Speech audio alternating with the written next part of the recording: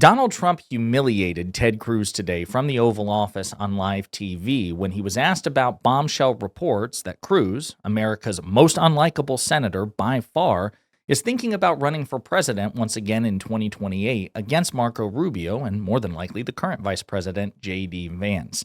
But before we unpack all that, if you end up liking this video and you want to support the channel, please be sure to hit the like, subscribe, and alert bells before you go.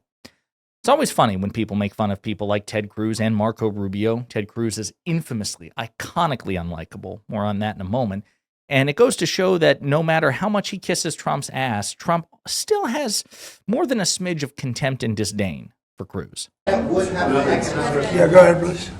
There was some news this morning from an Axios report that Senator Ted Cruz was laying the groundwork for a potential 2028 presidential run. Could I get your reaction to, could you see yourself supporting Senator? Well, he's a friend of mine. I mean, I haven't spoken to him about it. It's a little early. It's 3.25 years. That's a long time. But he's a very good guy. He's a very good friend of mine. You remember we had quite a campaign against Ted. And it worked out quite nicely. Let's see, where are we? Oh, we're in the old one. But I'm not that surprised to hear that. So he says, oh, yeah, I mean, he's a friend. He's a good guy. He's a friend. But I kicked his ass. I ran against him and kicked his ass. I'm in the Oval Office, and Ted Cruz is somewhere licking my boots and, searching, sniffing around for my table scraps, beat him like a dog. It's pretty embarrassing when your good friend has that to say about your potential presidential prospects for 2028. Pretty embarrassing. Again, media reporting, Ted Cruz reportedly gearing up for a 2028 campaign and showdown with JD Vance. We'll look into the reporting on this from Axios, but Cruz was on Fox News earlier today about this, or rather about a separate issue, and he was asked about it by MAGA Fox News host Harris Faulkner, and his answer gave the game away. It's like, oh, you really are thinking about 2028. You might be making some news. Axios led its morning newsletter with this headline: Scoop, Cruz eyes 2028 run. Senator Cruz, where are you on that? Reporters are going to write headlines that get clicks and get eyeballs. I got a job. It's representing 31 million Texans, and it's fighting every day for 31 million Texans. And I'll tell you right now, the wins we are getting are historic. The one big beautiful bill you were talking about just a minute ago, I was blessed to write major portions of that.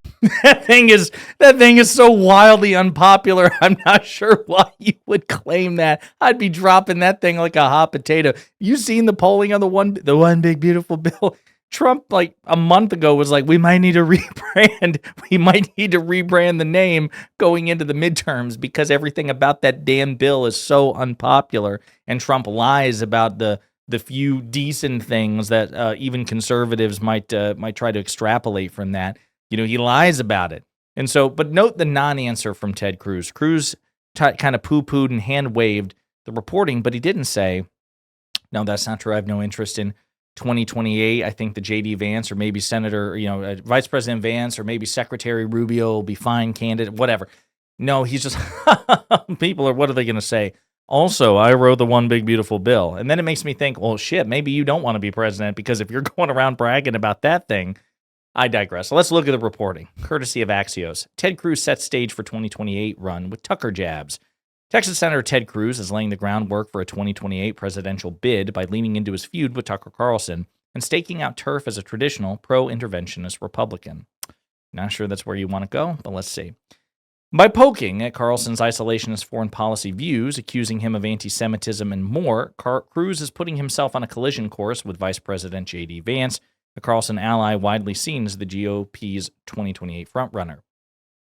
The senator is also diving into issues that are tearing at Donald Trump's MAGA movement, namely ideological differences over Israel. Quote, we have a responsibility to speak out even when it's uncomfortable, he said in a statement to Axios. Quote, when voices in our own movement push dangerous and misguided ideas, we can't look the other way. I won't hesitate to call out those who peddle destructive, vile rhetoric and threaten our principles and our future. Silence in the face of recklessness is not an option. This is Ted Cruz. That's Ted Cruz, MAGA Republican Senator Ted Cruz. I want you to think about Ted Cruz when I read this again. This is Ted Cruz saying this.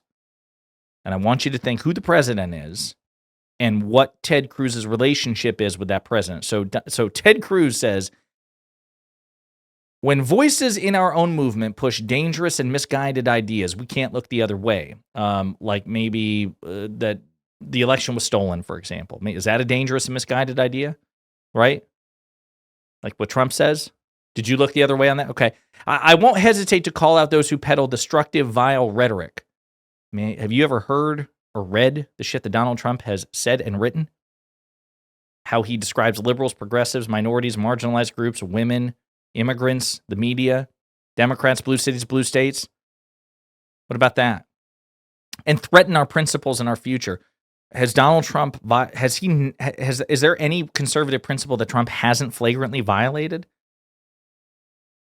And you guys are now best friends and you support him? Silence in the face of recklessness is not an option. The irony here is so thick because, of course, it's precisely what he's done for the sake of political expedience for Donald Trump. The other side, Carlson laughed off Cruz's gambit in a text message to Axios, calling it hilarious. Quote, "Good luck," Carlson said. Quote, "That's my comment and heartfelt view." Cruz has been going after Carlson relentlessly in recent weeks, including on his social media feed and in speeches before GOP donors and conservative activists.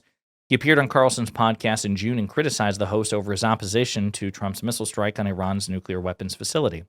He also slammed Carlson over his criticism of Israel's campaign in Gaza and U.S. aid to help Ukraine in its war against Russia.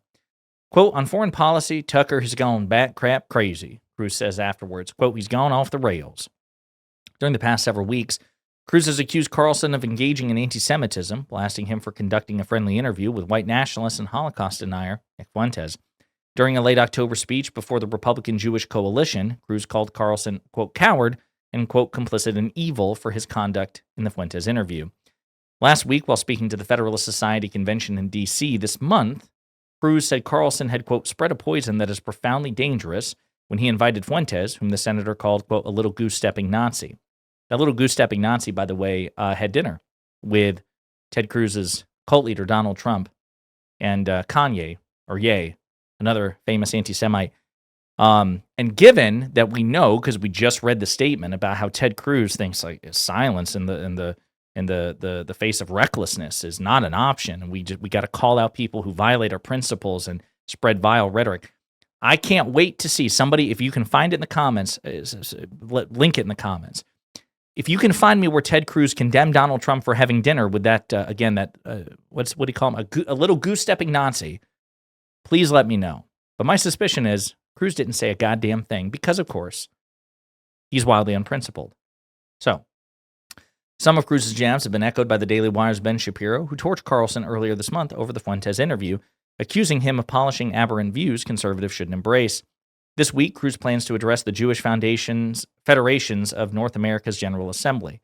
What they're saying, top Republicans say that in challenging Carlson, Cruz is endearing himself to powerful pro-Israel donors who are deeply angered by the podcaster's embrace of Fuentes and worried about the GOP's shift towards isolationism. Quote, "It's definitely getting noticed," RJC CEO Matt Brooks tells Axios. Many of those donors align themselves with Nikki Haley, a hawkish former UN ambassador, in her unsuccessful 2024 GOP primary against Trump. Behind the scenes, Cruz, the runner-up to Trump in the 2016 primary, has been taking steps towards a presidential run. He's been hitting the speaker circuit, including with recent appearances before the Miami-Dade Republican Party and Maverick PAC, an organization geared towards young conservatives. Cruz is set to host a donor retreat next year and has been hosting a top-ranked podcast and syndicated radio show, which has helped him build a formidable network for soliciting small-dollar contributors. The senator's chairmanship of the Commerce Committee has given him entree to major financial figures, as is his opposition to Trump's tariff policy. Cruz is also endorsing midterm candidates, which could help him win chits for a future run. Yes, but Cruz will need to reckon with a Republican primary electorate that has largely abandoned its George W. Bush-era support for interventionist foreign policy in favor of the more isolationist America First approach that Carlson and Vance support. Initial polls show Vance is a big favorite in the 2028 primary. Some GOP donors may be queasy about crossing the Trump White House and embracing a candidate other than Vance. Vance, unlike Carlson, has aggressively disavowed Fuentes, calling him, quote, "a total loser." Fuentes has made racist comments about Vance's wife, Usha, who is Indian American. Of course, Vance doesn't really seem to give a shit about most of that. Again, I'm curious how people are reacting. A lot of people are mocking Ted Cruz. Breaking Ted Cruz. Robbie Starbuck breaking. Ted Cruz will lose the 2028 primary. He has absolutely no chance against JD Vance.